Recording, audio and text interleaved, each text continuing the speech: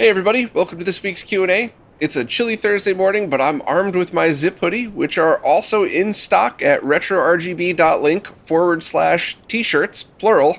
So if you want to be kept warm this winter, check out those. But let's jump into the Q&As and see what we got going. First up are two questions from Marco Vizzini over on Patreon. First, if they're using the outputs on a PVM to go into a second monitor, can they safely display the video on both monitors at the same time? Yes, 100%. This is not the same as using a Y cable or a Y splitter circuit, or however you want to describe it, and this is because of the termination inside. Now, I don't want to over-explain this, but basically, the best way to visualize this is whenever there are devices designed for pass-through, it's safe to use. And if it's not designed for pass-through, you have to add an active powered circuit in order to split it. This is for video only, not for audio. It's all in pretty much every case, safe to use Y circuits on audio. It could introduce ground hum or a little bit of interference, but it's not going to hurt anything. It might just lower the quality a little bit. So yes, 100% safe to do that. Next, which kind of relates to the first question, if the outputs are just pass-through, can they safely plug left audio into the input and plug right audio into the output to give mono stereo? I wouldn't do it that way. I would just buy a Y cable for a couple of bucks. It probably is going to be fine. I seriously doubt it would hurt anything at all, but I would use just an external cable to complete that, because I'm not sure if there's anything else there, if there's any other circuitry. Probably not. You're probably going to be fine, but for the cost of a Y cable, I mean, I just wouldn't take the chance. And I know this is being overcautious, and I know I should probably just be like, you're fine, but we're talking about something that's probably $5 or less. So if I accidentally waste your $5, with all respect, I'm not really going to worry about that. As if, on the flip side, if I accidentally damaged your PVM, I would be freaking mortified. So yeah, even if it might be a waste, I'd recommend spending that $5. And I'll see if I could leave a link to the one that I purchased. But I mean, any Y cable like that would be fine. Next, Steve Wells got an RGB-Pi SCART adapter to use with their Raspberry Pi 4, and it works great when hooked up to their PVM via a SCART to BNC cable, so basically directly plugged into the PVM, but it won't work through the RetroTink 5X or GBS control. Unfortunately, I've never figured out how to fix it, and I've never even gotten an answer as to why it does that, and it's always kind of done that. I believe it does work through an OSSC, because I think that's how I was able to do to show it on live streams, but it didn't even work through SCART switches, through powered SCART switches and stuff like that. So I think there's a mistake on the sync line. I've asked the question, I never got a straight answer.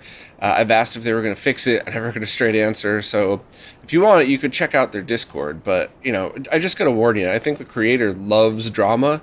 So when you walk into that Discord, you're going to find a bunch of people who are incredibly patient and helpful and nice, who I just have so much respect and thanks for, because they were nice to me.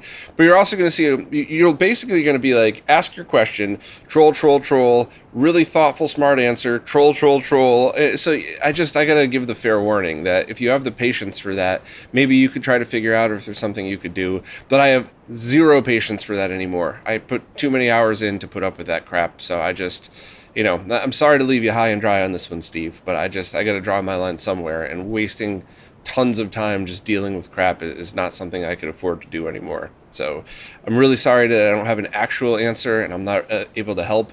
I could just say that I've run into the same issue and I just got no idea what to do. Now, on the flip side, whenever I've plugged it directly into a PVM, it looked great. I thought it was a really great adapter. I have no complaints there. It's just through other devices, and I just kind of don't get it. So, sorry I don't have more info, but if you figure something out, please let us know. Next up, Andy said they've heard me say many times not to use a Y splitter for video sources and to use a distribution amp if an analog signal needs to go to multiple displays. However, they don't recall hearing me discuss using a Y connector to turn one composite video input into two. Same thing.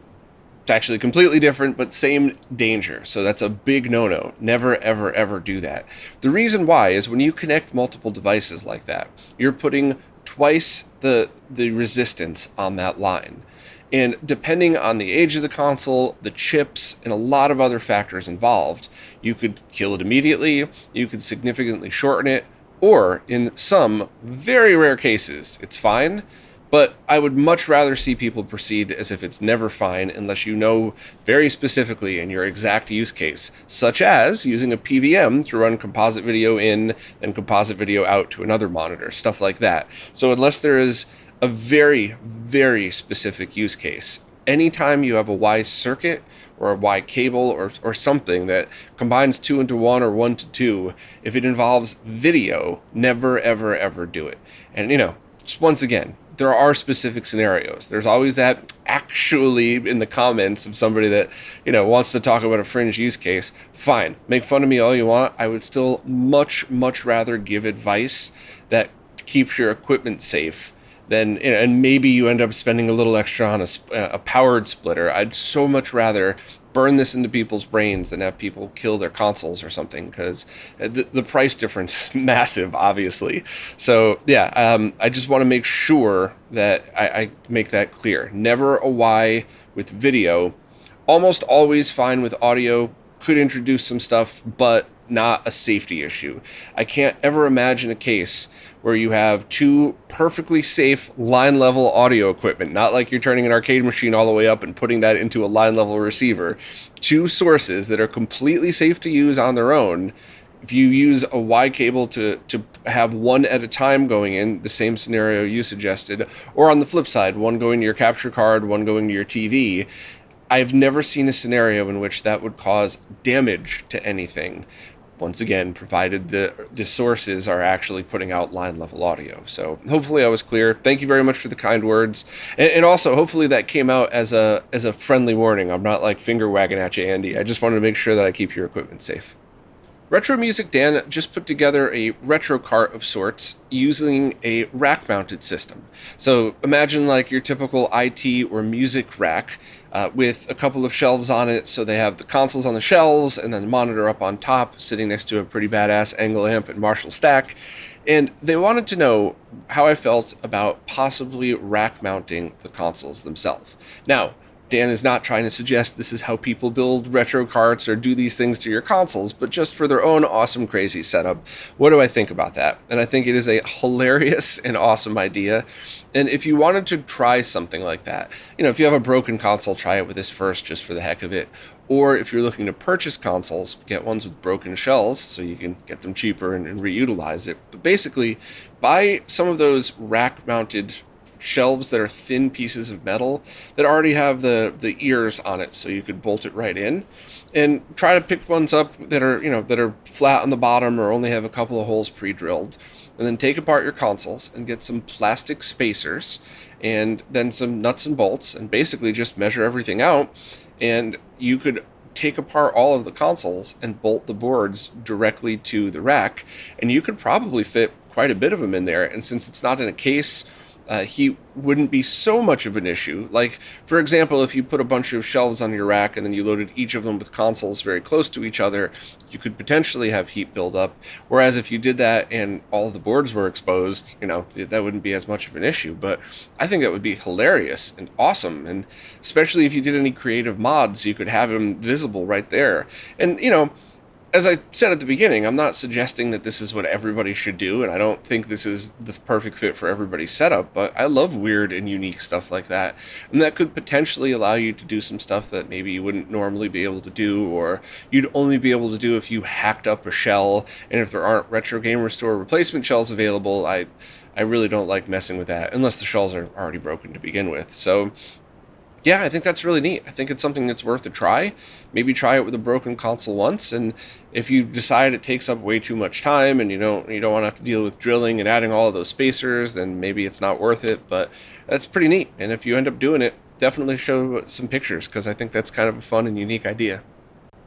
Adam Adamant said when opening up an old PlayStation for an X-Station upgrade, they noticed splotches of rust on the RF and heat shielding. They understand getting rid of rust could be difficult because even if you get rid of it, it could come back because the protection method is no longer in the spot where the rust was. What's an acceptable way to handle this? So, for me personally, I kind of base it on where the rust is in relation to everything else in the console. It might not be the right thing to do, but this is my opinion first, and I'll add some more facts after it. If it's something like it's over where the screws go down into the screw posts, but it's not near the motherboard, obviously it's going to be near it, but not hovering over it, it's not something that's touching the motherboard, I don't usually worry about it too much. But I have seen things where you open it up and it's like, wow, this must have been sitting next to an open window by the beach for 10 years or something. It's just all rusted. If that's the case, I would do the same thing that you would do on cars. So there are specific stuff that you could get to spray on it. So you would want to get some sandpaper. But depending on it, you could use polish, you could use sandpaper, but basically get all of the rust off, all of it. And if it's the size of a dime, do a size of a nickel around it to clean it off. If you're not in America, I'm just talking about different sizes of circles. But it's one of those things where it depends how far you want to go, but getting a can of stuff that you could spray on the metal to prevent more rust from happening is something that's probably a good idea if there's a ton of rust or if you have a lot of consoles. The channel that I always talk about, Ammo NYC, the car detailing channel, they do that a lot as well, where there'll be rust on an older car, so they'll polish it all off as best they can, and then they'll spray some stuff over it that doesn't miraculously make it look perfect, but it will prevent rust from regrowing, if you will, in that spot. So I haven't bought the stuff that they use. I imagine the stuff that they use is really expensive because they detail very fancy cars, but I would just kind of look into what is out there to do that. If anybody has any other thoughts on it, feel free to chime in. I've heard a lot of ones that seem like good ideas in the moment. Let's just say, like somebody was like, "Oh yeah, just spray WD-40 all the way over it, dry it off a little bit, and you'll be fine." Like, sorta, not really. So for me personally, I would just kind of approach it as, where is the rust? How bad is it? Do you think it's going to be a threat? And if it's just a tiny little bit, maybe just check it again every couple of months or something, or once a year, open the console, blow it out with compressed air and see if it's spreading. But yeah, if it's pretty bad, then I would absolutely try to take care of it. And hey, maybe you could do something neat. Maybe you could get a polisher and polish it to look almost chrome and then spray over it to prevent any more rust to coming out. I don't really know. That'll be up to you, of course, but hopefully I at least pointed you in the right direction for that. Recently, Lily Larceny has been swapping out some shells with the Retro Gamer store and the Retro is Cool shells, the Martin and Yoe's, and they always prefer to have the PCB showing instead of the RF shielding if they could help it. Currently, they have shells for Dreamcast, Saturn, PS1, Genesis, Super Nintendo, plus PC Engine and front-loader NESs are on order. They also have an Xbox Ghost case if it doesn't crack and break while installing it. They own a 3D printer and thought they might make up some simple support pieces to replace it when something else needs the shield to screw into, but they have no idea if any of these units use the shield for a ground or heat sink like the N64. They don't want to spend hours in Blender if it's not wise to remove them, so is there a list or information guide of what is safe to remove and what isn't, or are they in uncharted territory for some of these? Excellent question, and this is something that would be very cool to add to the wiki, but the PC Engine and I think TurboGrafx as well rely on the heat shielding as grounding, and I don't know if any of the other consoles you mentioned do. I think it depends. Definitely not Super Nintendo or Genesis. I could vouch for those. Not sure about the Dreamcast, and I think Saturn. You'd probably be fine, but it might. I haven't seen every version of the Saturn, believe it or not. I've seen almost every version of almost everything else, but there might be one motherboard revision of the Saturn that utilizes something. But generally, I think it's totally safe to just try it at first, with the only exception being like the N64 when it's part of the heatsink. So you wouldn't want that big metal bar on the top to be removed because then your N64 would overheat. So I think you could approach each one of these and kind of see. So for example, if you didn't ask the question and you just tried it with a PC Engine, it probably wouldn't boot. So, but it wouldn't like explode the PC Engine or anything. So then you'd put the metal shielding back and you're fine. Or in the case of like the NES. Take the metal shielding off, boot it. If you have weird interference on the screen, put the metal shielding on. Did it make a difference? If not, then you just have a weird Rev NES motherboard, which totally happens. And if you put the metal shielding back on and the interference goes away, then you know that was required, possibly for a noisy Rev or something like that. So I would kind of just take it one step at a time. I think what might be a little easier for you is probably to take some calipers and measure the metal shielding, and then find plastic or metal spacers that are the same thickness.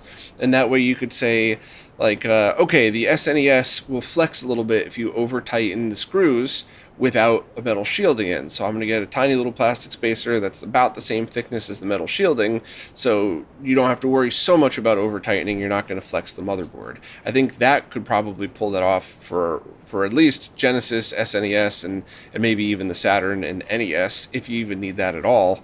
But Dreamcast, I would double check. If anybody knows, please let me know, or let us know in the comments. Off the top of my head, I can't remember. I feel like there was something about the Dreamcast shield that you had to keep, or at least keep a piece of it. So I would just kind of give it a try, and and see what you find. But for the most part, at the very least, booting should be no problem whatsoever. So just give it a try without it, and just if it doesn't work or if it boots, then pay next attention. Is something getting hot? Was there a visible heat sink on there or something? Something should be easier than others. But give it a try and see what you think. And, hopefully this is something that we could just add to every console on the wiki. Like, all SNESs are safe to remove the RF shielding. You might want to use a 1mm spacer to keep the motherboard height correct or something. 2 questions from David Griffith. First, they never thought they'd be asking for advertisements, but do I plan to make a single time-stamped video of my JLCPCB series at some point? As someone who does not generally tolerate advertisements in my day-to-day, I've come to look forward to these as they've taught me how to use this service, something they've wanted to do for a while, but otherwise felt daunting. Thank you so much. I try so hard to make these fun, and I try to make it feel like a section in the weekly podcast. I don't want it to feel like an ad. We all have to pay the bills, so I'm sure at some point I'm going to be sprawled out on a Casper mattress or some crap like that. But if possible, I want to try to keep this stuff relevant. To answer your question, I would love to do that, and in fact, I'd also like to work with one of their reps, so to not only do that, but have them talk with me. In a live feel. So it might not be a live stream, but we kind of walk through this together. So I would want them to explain not only what to do, but why we're doing it. Why do we have to check that box? Why do you have to export files a certain way? How come I got errors when I put this order in? Because what I've been doing is, hey, if you get this order, here's the fix, but I still don't really know why I got some of those errors, to be honest with you. So I think that's a really, really awesome idea of yours, and I'm going to try to extend that and do that at some point.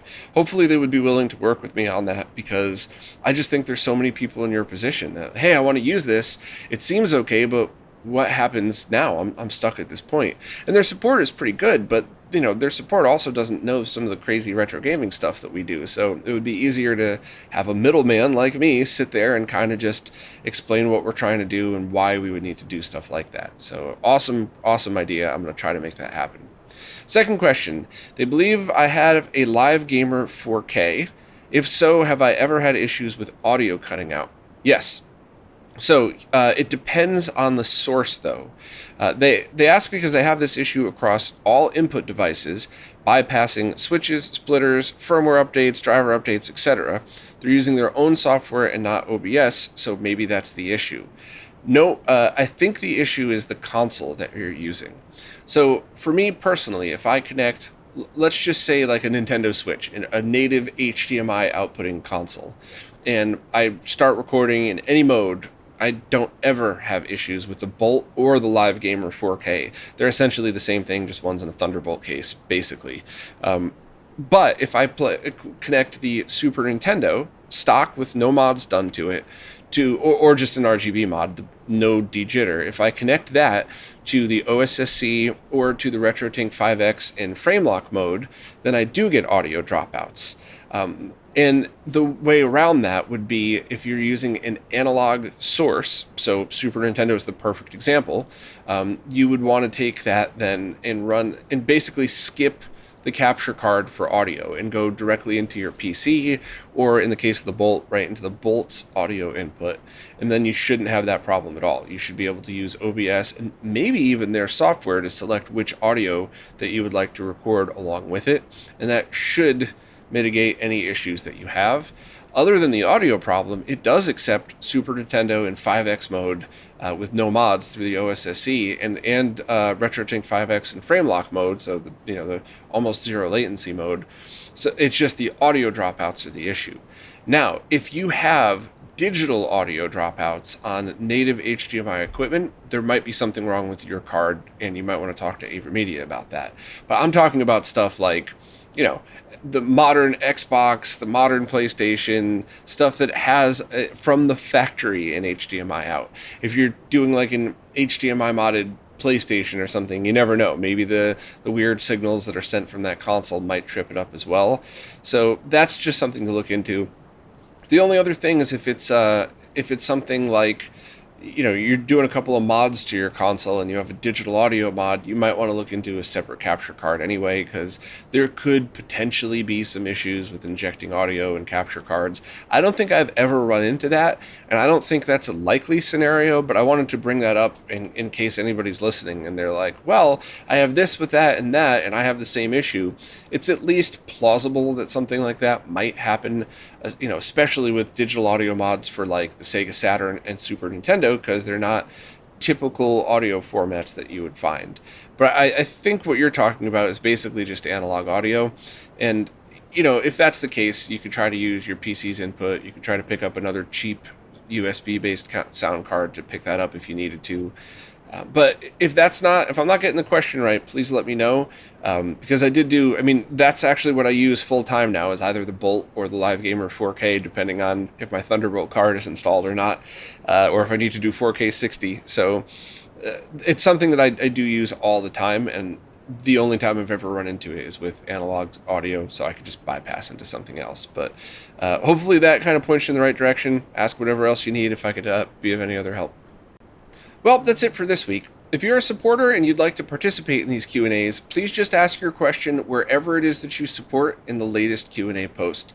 The way these services work, I can't really figure out what's a new question on an old post, and I have no idea who in the YouTube comments are supporters unless it's through the YouTube support page. So if you're a supporter, don't ask your questions there, because I don't check these weeklies in that one. I do answer a ton of questions just in regular YouTube comments on a daily basis anyway, but for these Q&A podcasts that I do, I just go through the supporter services because it's easiest to track through that way, and also because I kind of like scrolling through in real time the way you saw today and just kind of answering it as if we were hanging out at a bar or a coffee shop together or something like that. So anywhere you support is cool, though. Today the questions just happen to only be on Patreon, but it's not limited. There's Patreon, Floatplane, Ko-fi's, both tip and monthly, and of course the YouTube's subscribe support thing. I'm not even sure what the proper name for that is, but anyway, any questions you have, that's where to put them. And of course, thank you so much to everybody who participates in these in any way, because I do enjoy doing them. I feel like I'm trying to give back as a thank you to everybody who supports, and I hope that you feel that way too. Or if you don't care about the Q&As, that's also fine, as long as you're not mad at me for them. So thanks very much, and I will see you next week.